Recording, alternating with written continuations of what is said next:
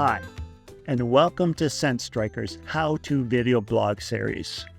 Today we're talking about gearing up for halibut for this year. I'm Don Habiger, founder of Appanage Fishing and inventor of Scent Striker lures. Our episode today will cover 3 parts. We'll quickly look at the ability of halibut to detect scent in the water column. We will talk about Scent Striker's fob ability to send out a wonderful scent plume. And lastly, we will demonstrate a halibut rig so that you can get ready for this year's season. So let's begin. Researchers believe that halibut have really keen senses of smell. They have estimated that they can smell 1 part per billion. That is 1 scent particle to a billion water particles. That is very keen. Better than a dog.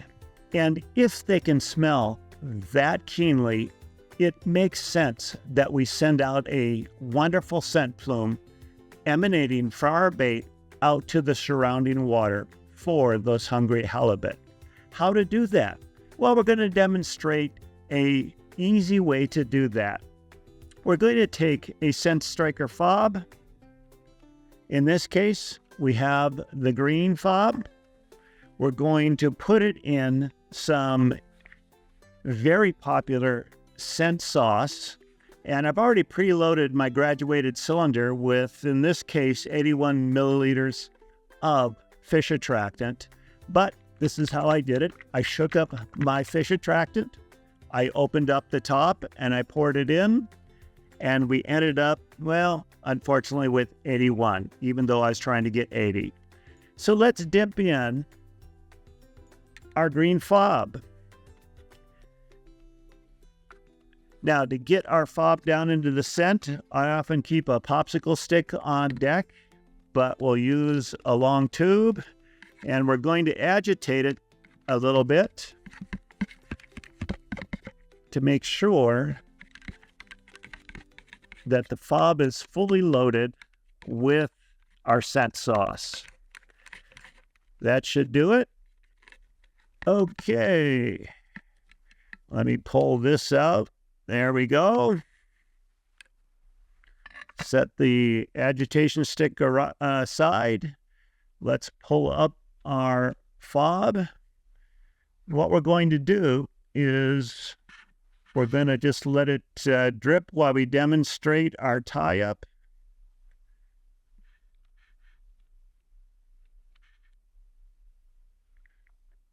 There we go, without making too much of a mess here at my wife's kitchen table.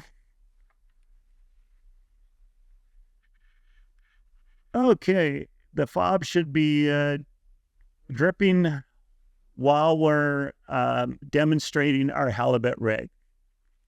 We know our starting volume. We'll check in a little bit our end volume, and we know how much is in the fob. So, the halibut rig.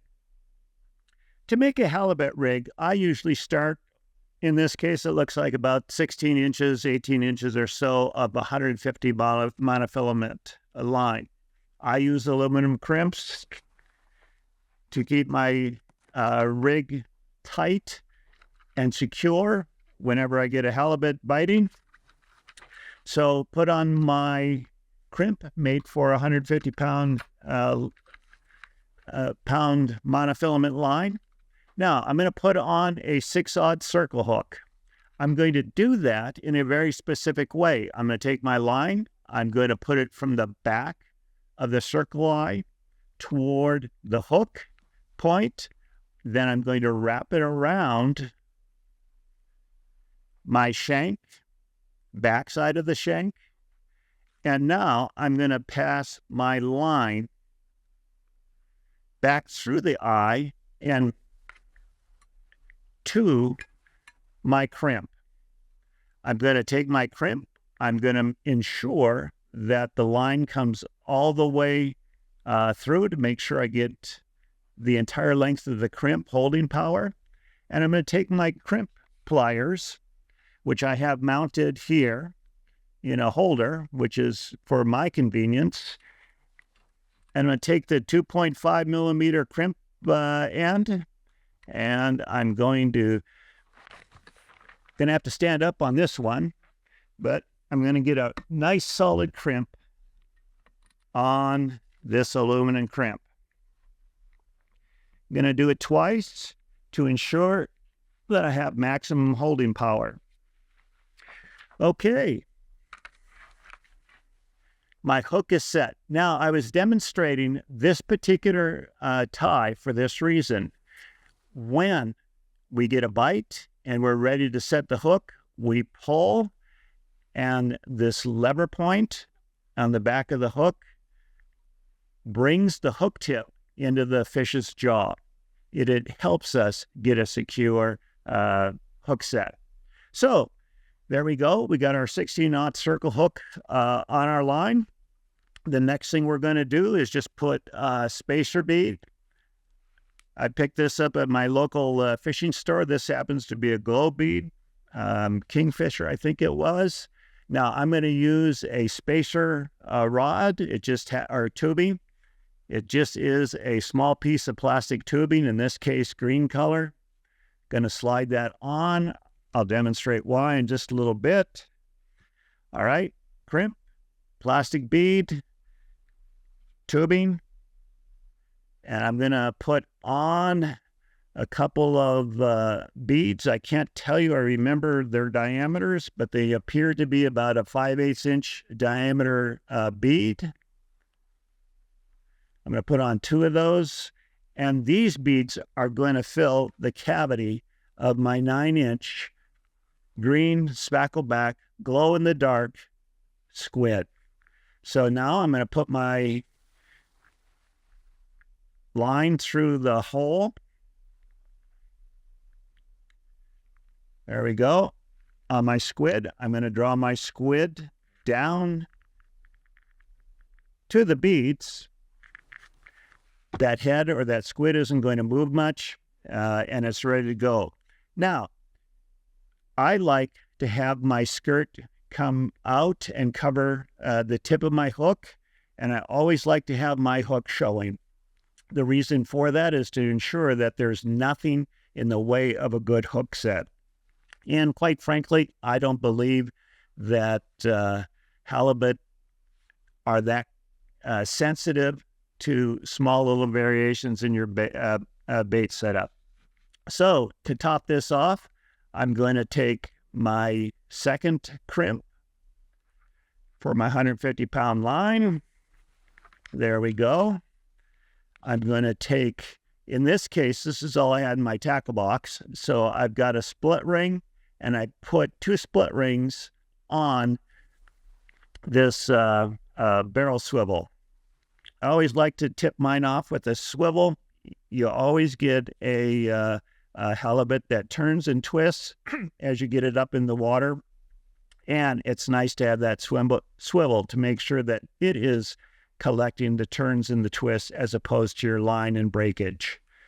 So I've got a glow-in-the-dark thimble. Just dropped off. All right. I'm going to pull my line down just a little bit. I'm going to take a second thimble since I just dropped it off. And I like the thimble just for line protection. A halibut, when it's going down for a deep dive, after you get to the surface, they can put quite a bit of strain on a line. So good gear with lots of protection to make sure that the line isn't chafed is a good idea. I will pull my crimp down to that thimble. There's my swivel top, and this rig is ready to go. I'll end it off with a good squeeze. A couple of them, in fact. All right. So now we're down to that last part. We have our fob. It is loaded with a very popular fish attractant for halibut, as I mentioned. It is ready to go on our lure. One thing I forgot. This little excess monofilament here on this tag end, not needed. I'll take my side clippers and I'll just clip that down to the crimp. Make sure I don't, there we go. This rig is now ready to go. So now that my fob is loaded up, I will hang it anywhere on my bait. I may put it down by my hook. It doesn't seem to matter. Sometimes I'll just take this dual lock stainless steel clip and I'll put it above my squid. Sometimes I'll just put it in the swivel eye or something that just securely holds that scent. Again, sending out that scent plume to wading halibut is extremely important. We will look at our final volume in just a moment, but I wanted to show you something that I found out last season. Here is a picture of our depth finder scope. And I just happened to walk into the cabin. I looked at my scope after I just sent some halibut bait down. And you can see the line descended down to about 230 feet. But more interesting in this snapshot is emanating from that line, you see tiny little trails of scent. The fob is holding that scent and it is sending that very effective scent plume out to wading halibut. In fact, on this trip, we caught a 39-inch halibut and we were good for the day. That is a 60-pound halibut. Again, fob sends out a very effective scent plume. So let's see how much this fob is holding in this fish attractant. Looking at our final volume, I'm leaning over here very quickly. It looks like about 62 or so milliliters are graduated as cylinder. So we can say that 20 milliliters of scent sauce is here in your fob, waiting to draw in that hungry halibut. It's a very effective bait. So I'm Don Habergard. We thank you for joining us for this Gearing Up for Halibut video. We hope you like it. Please hit the like button and share it with your friends. Thanks for joining us. Scent Striker Fishing Lures at www.scentstriker.com. Please check out our products.